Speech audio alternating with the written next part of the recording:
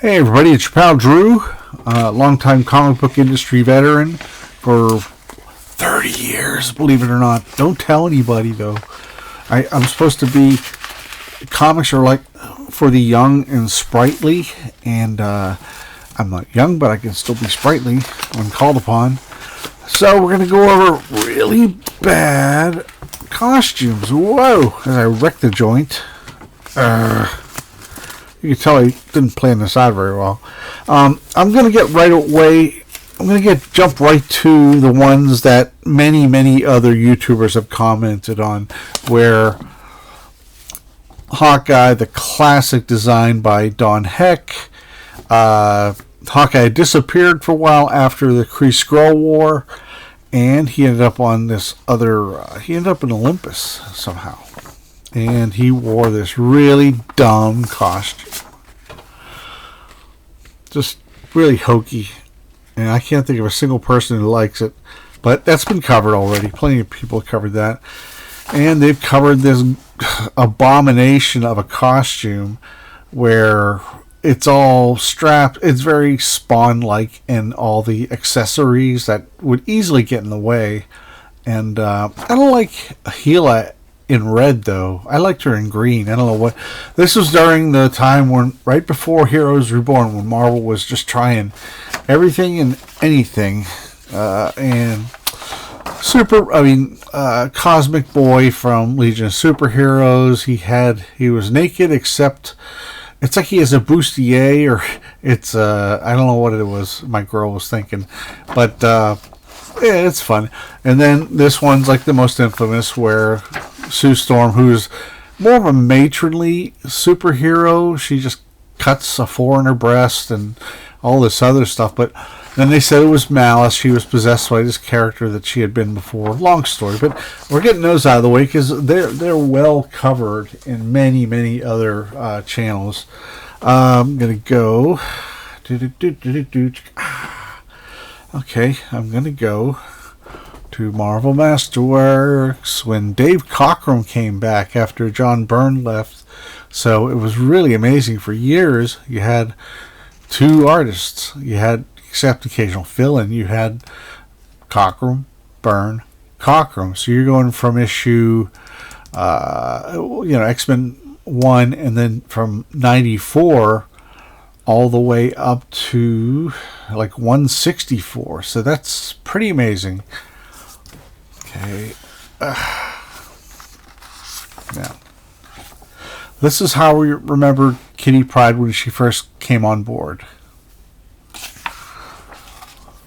She had the old X-Men costume from like the first 30 issues of the original X-Men, which was a great idea because she was a new kid on the block, and she was the first one who came along who actually kind of, save that page, who actually was the next generation of superheroes for X-Men. I'm ruining it. I lost my place. Okay, there we go. Another Magneto splash. And Xavier's going over all his computer situation and, records and such. And here comes Sprite, who is Kitty Pryde. Her name was Sprite, then it became Shadowcat and all this stuff. It's so outrageous, and it's something like a kid would do, It's so crazy. So she kept it on for a while, at least for an issue, because she had the roller skates, but then she quickly found out that they don't work very well in the snow or in the ice. So that's fun. It's awful, but it was sort of awful as a punchline.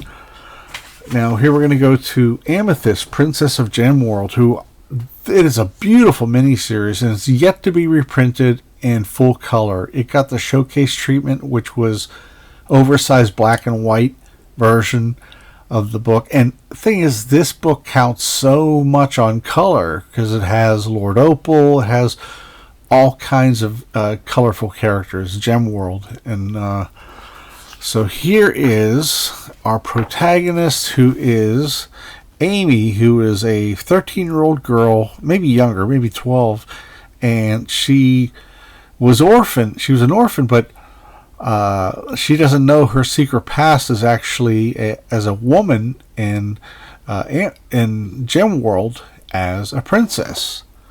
Now that, oh my gosh, all the noodly stuff on the armbands and all around, it's just amazing. Ernie Colon, whatever his name is, really, really, really brought some magic to this, so to speak.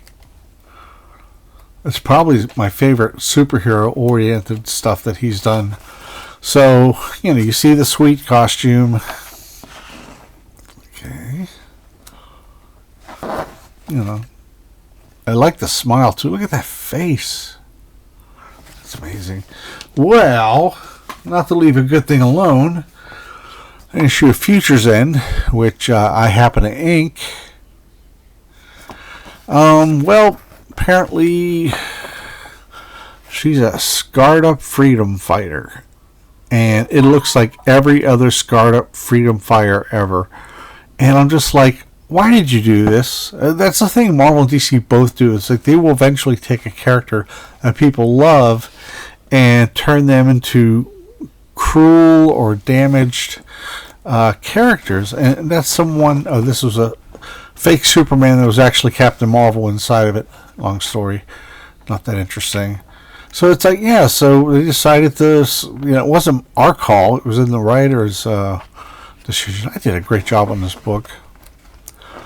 Dan Jurgens wasn't happy with it, though, and he kind of, I don't want to say give me the boot, but I think we had disagreements, and that's how comics are.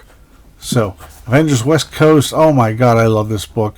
The original miniseries had Roger Stern, Bob Hall, and Brett Breeding. I love that. So, but I was hoping it would start with when they announced the new series, which was going to be an ongoing.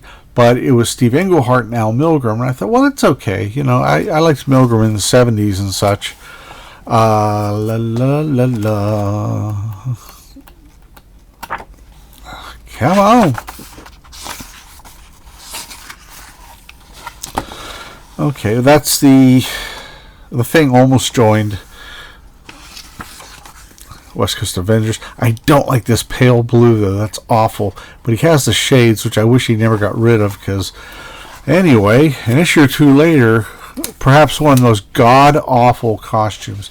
This looks like something from the Golden Age, like from a book that never really made it, something you'd find someone having an episode like of the mystery heroes that didn't make it.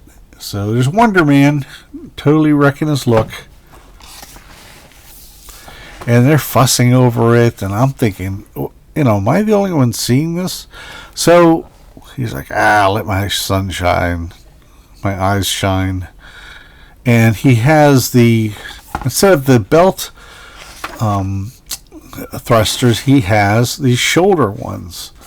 And Mockingbird comes out like this. She didn't have exposed legs before, and she had longer hair. And that's fine. That's 6 of one and a half dozen of the other. And we go another. Oh, wait.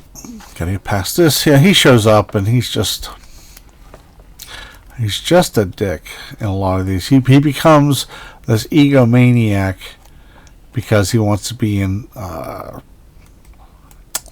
he wants to be a celebrity, known as a celebrity. But along the way, he runs into Hellcat and Damian Hellstrom, who appeared last in an issue of Defenders by J.M. DeMatteis and Don Perlin. And all of a sudden now, in this issue of West Coast Avengers, Hellstrom has this new costume, and he's called Hellstorm. And it's awful. It is the most generic. I could picture like a 12-year-old being told to do a costume which had like Son of Satan or something like that. Except you couldn't have the devil face on it. That's so generic and painfully so. And see, he's like, hey, wait, I'm the one with the bad costume here. Don't you try and upstage me. So there is that.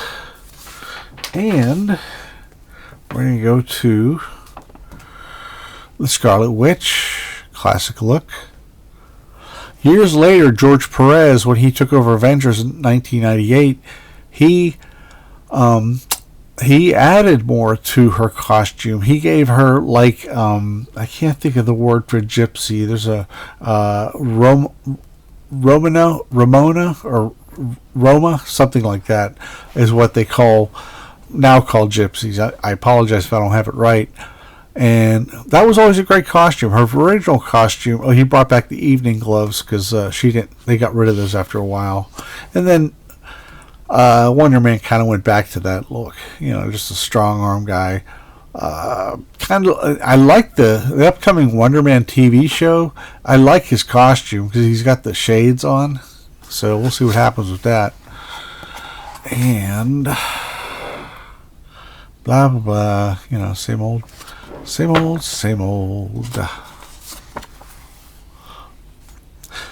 Okay. However, she goes through a series of torments. She learns her two sons are no longer alive. They were figments of her imagination all these years, and that the Vision gets torn apart and destroyed. So she's distraught, and Magneto shows up, and she gets a makeover. And that makeover, I loved it. I loved it.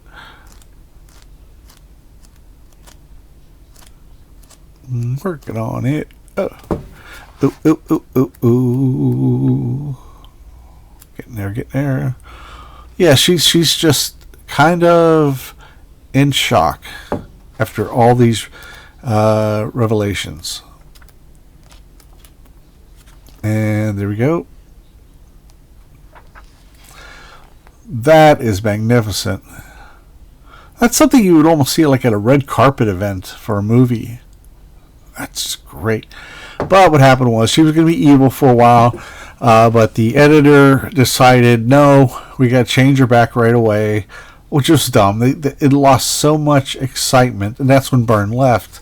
And then a couple of issues later, Roy Thomas and Paul Ryan, I think, wrapped up the story, and then she went back to her boring old costume.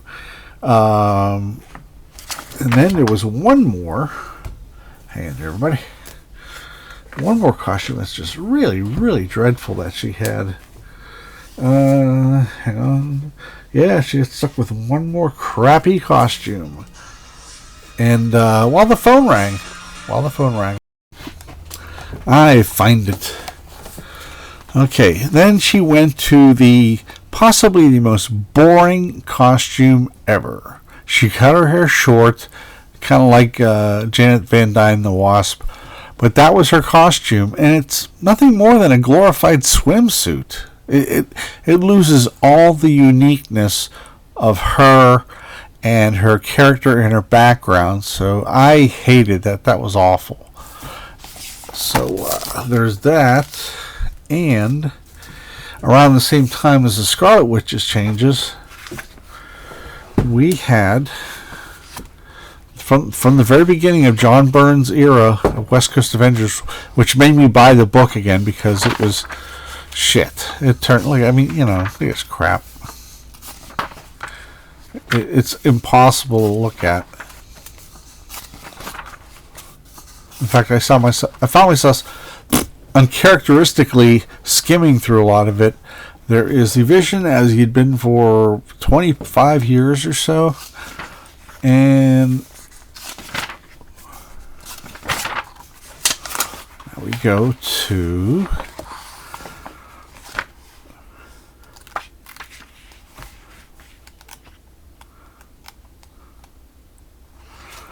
hang on there. Vision Quest, Mike Macklin inking John Byrne. At this point, Byrne's inks have gotten really shitty. They were great for a while. And This is what happened to the Vision. The government took him apart. Magnificent. So as they try and work to get him back together, he gets a new look. He doesn't have the red face. He's just a very pale image, which was referenced in the WandaVision, the last episode. There's going to be a Vision miniseries on Disney in a little while. So he can put the costume on, like can absorb it through his body, and that's what he ends up like. And it is a cool idea. I just wish it had been done a lot earlier, because he's not visually interesting, but they could have maybe, I don't know what it is. He's just not, he's good briefly that way. And but it gets real tedious. They kept it for a few years. They sort of went back to the original costume, but just a little bit different. So, now, we are talking one of my favorite characters, U.S. Agent. He gets a bad rap. He's basically Captain America and Wolverine, and he also, more often than not, takes orders from the government. But if he finds the government's overstepping, he will bail.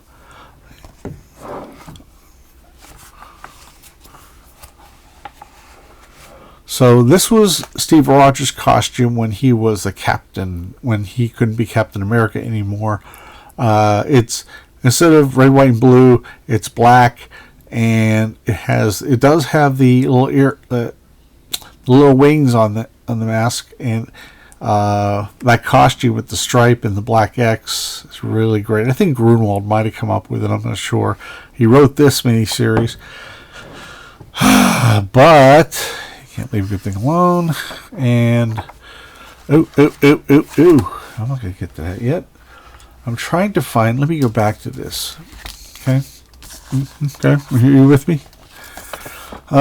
So he got changed into this monstrosity, and the thing is, he's a patriotic character. He's kind of a meaner version of Captain America. So there's no indication that it's just dreadful. And instead of a mask, they have this little pointy thing down, and wow. Yeah, see, that's dreadful. But later on, it was either Jerry Ordway or Dan Jurgens who came up with the Judge Dredd look, which is pretty brilliant. Neat, but is that really a shield? I mean, you can get a lot around there. Around his, you could blow his chest about, blow his whole top off. That's the only thing I didn't like. So, but yeah, he acted like Judge Dredd too. He was kind of a ball breaker, and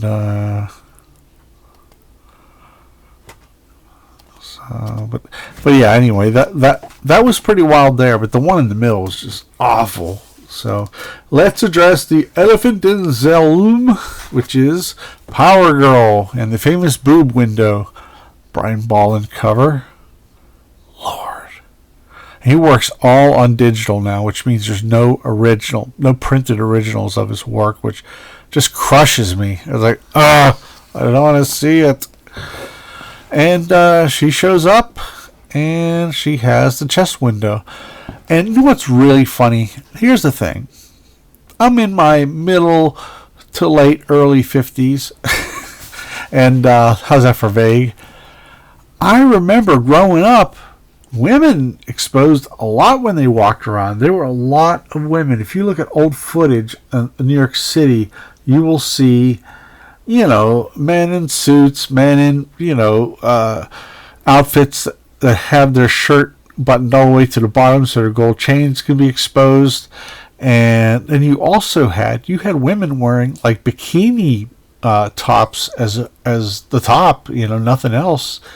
And you did have holes in that area, and so it's not unusual. It was she's a brand new character there, but over the years, the boob window has become really a, yeah, I don't, it's, a lot of people are uncomfortable with it, and I get it, but I grew up in that era, in the early 70s. It was like, you just had all kinds of stuff going on, and like I said, guys' chests were bare just as much, except, with women, it's a little more dramatic. So they try to get rid of it, and they bring it back, and then they change the costume again. And here later on, it's gone for whatever reason, because there. Now, when I did Justice League America, which was my first monthly book, my first monthly book for DC Comics, was Justice League America. It was on its last leg out. They were going to relaunch it with Grant Morrison and Howard Porter and John Dell. But later in that era, when John Dell left to go to CrossGen, I got to do quite a few issues of his JLA, Morrison's JLA. So, and Dell was inking the covers though, so that's beautiful. Here comes another really stupid costume, but in a second. They didn't have any original members on this team, and as much as I liked working on this, I'm like, I sure would like to ink the Justice League one day. And so there goes that crappy costume that she has there. Goes right into that. That's so weird. And the special weird thing, I'll just say it, is that metallic thing that's between her legs. It's just very odd. It's very kind of creepy. But the rest, it's just bizarre. The top half is pretty good. The bottom half doesn't match. I mean, why would you armor up and then leave your legs exposed? So, but here we go. The many costumes of Power Girl. That's the most popular, I understand. Let me get this light going here. Now, this second one with yellow and white, that was during Justice League International, and I hated it. It does nothing. It looks like something you would buy on QVC. So the third one was the one that I got to ink, and then that I don't know, but it's pretty cool. And this was done sometime after Crisis or Rebirth, or one of the many, many, many, many, many reasons. That just has a jacket on it. Big deal. But so that's it for some of the worst some of the worst makeovers in history. And here we go. Got the main man, Iron Man. Let's talk about something relatively new. I don't like that costume. I don't like. He looks like he looks like scrubbing bubbles. It looks like he's going to come to your house and cleanse your sink and your commode and all that stuff. So I hate that. I really do. And now there's a few nods here and there to costumes that weren't good in the first place. And one of them is, in his Giant Size Invaders, it is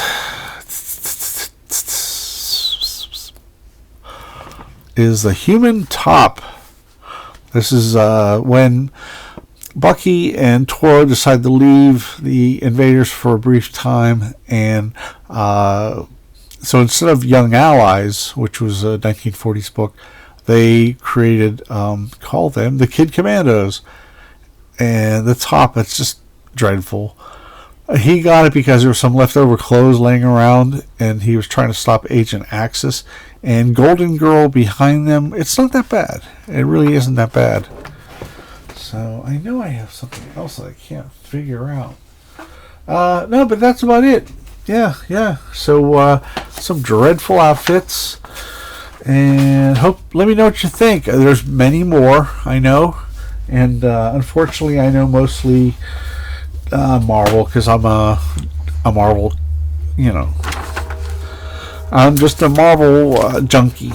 So that's about it. And as Mr. Bubbles says, have a good day, everybody. Bye.